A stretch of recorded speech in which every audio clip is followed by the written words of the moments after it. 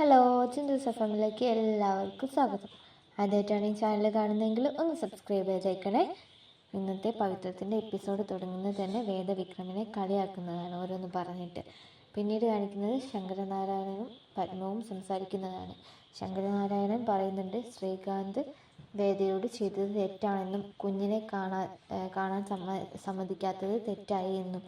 പിന്നീട് കാണിക്കുന്നത് ജോലിക്ക് പോകാൻ റെഡിയായി നിൽക്കുന്ന വിശ്വനെയാണ്. വിശ്വനെ കണ്ടതും സുധാകരൻ കയ്യിലുള്ള ക്യാഷ് എടുത്ത് കൊടുക്കുന്നുണ്ട്.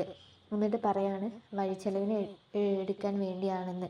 ഇത് കണ്ട് വിശ്വൻ്റെ കണ്ണ് നിറയുന്നുണ്ട്.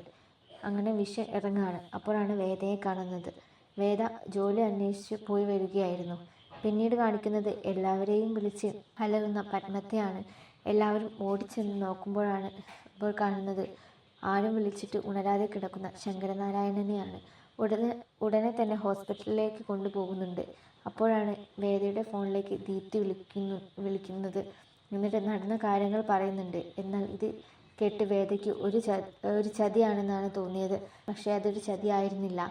പിന്നീട് കാണിക്കുന്നത് ഐസിയുയിൽ കിടക്കുന്ന ശങ്കരനാരായണനെയാണ്. ഡോക്ടർ വന്നതും പറയുന്നുണ്ട് കുഴപ്പമൊന്നും ഇല്ല എന്ന്.